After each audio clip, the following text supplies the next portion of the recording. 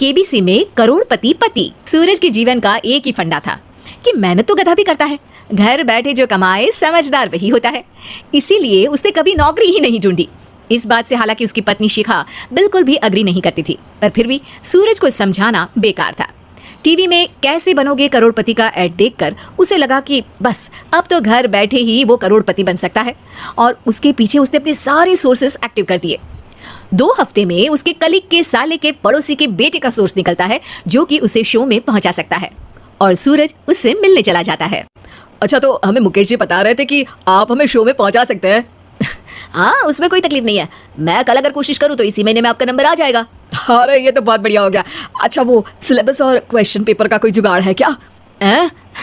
उसका तो कोई जुगाड़ नहीं है। तो वो वाकई में कुछ भी पूछ सकते हैं? हाँ, वो तो बच्चन जी पर है, जो पढ़ते हैं वो पूछ लेते हैं।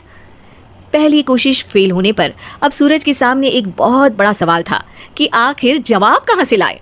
तब शिखा ने एक सजेशन दिया, क्यों ना सूरज अपने चचेरे भाई सुमित से मदद मांगे, जो कि यूपीएससी की तैयारी कर रहा था। हालांकि इतनी मेहनत करना सूरज को समझ में नहीं आता था, पर कोई और रास्ता ना मिलने पर वो आखिर सुमित से बात करता है। अरे सुमित, हमारा कैसे बनोगे करोड़पति के लिए सिलेक्शन होने वाला है, तुम हमें थोड़े चिट बनाने में मदद करोगे क्या?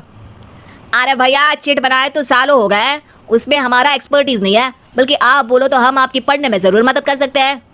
हट, कैसी अनाप शराब बातें कर रहा है तू। सूरज ने सुमित को मना तो कर दिया था, पर तैयारी करने के सिवाय कोई चारा उसे दिख भी नहीं रहा था, खासकर जब 12 के पेपर लीक करने के एक्सपर्ट शुक्ला जो भी हाथ जोड़ लेते हैं। आखिर सूरज को सुमित के पास जाना ही पड़ा, और उसने सुमित और शिखा से वादा किया कि वो बहुत मेहनत करेगा। 1 महीने की तैयारी के बाद फाइनल हुआ कि शो से 1 हफ्ते पहले एक ट्रायल खेला जाएगा, जहां पर सारे रिश्तेदार ऑडियंस की जगह पर होंगे और शिखा सवाल पूछेगी। दूर दराज से भी रिश्तेदार आकर हाजिर हो गए देखने कि आखिर कैसे बनेगा सुमित करोड़पति। सब कुछ सेट था, और इतने में सूरज आकर अपना स्पीच देता है। ये 1 महीना मेरे लिए आसान नहीं था, पर अपने भाई सुमित और अपनी पत्नी शिखा की मदद से मैं इतनी दूर पहुंच पाया हूँ। मेरे मम्मी पापा के आशीर्वाद ने भी बहुत साथ दिया है मेरा। मैं उम्मीद करता हूँ कि आज के शो में आप लोगों को बहुत मजा आएगा।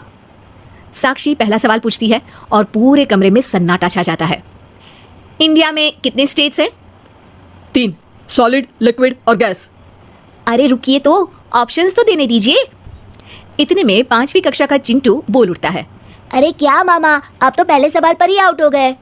अरे बेटा, पहला सवाल तो ट्रायल होता है ना। अरे तुम अब देखना। देखने जैसी बात तो थी ही। सूरज को इतना शांत किसी ने नहीं देखा था। कभी कभी तो लगता था मानो सूरज आंख खोलकर ही सो गया हो।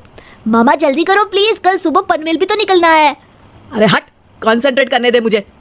3 सवाल में 3 लाइफलाइन खत्म हो चुकी थी, और अब चौथे सवाल पर भी सूरज का मौन नहीं टूटा, पर सूरज अभी भी हार मानने को तैयार नहीं था। उधर हर कोई सूरज को छोड़ सुमित को देख रहे थे। आखिर सुमित ने ही तो पढ़ाया था सूरज को। गजब बेइज्जती है यार। अरे बेटा, तो बाप का, दादा का, भाई का, सबका नाम बुड़वाएगा। अरे 3 लाइफलाइन ले ली तो भी तेरा कुछ नहीं होना है। अरे कोई इतनी बात करता है क्या शो पर? अरे बेटा, शो पर तेरे जैसे भी तो नहीं आते ना। सूरज की ये जंग आखिर 1 घंटे बाद 5वें सवाल पर खत्म हो गई, जब उसने इंडिया के नेशनल बर्ड का नाम कहा, कौवा। अरे बेटा, मजा तो बहुत आया, बस थोड़ा टाइम पर खत्म होता तो आनंद भी आ जाता।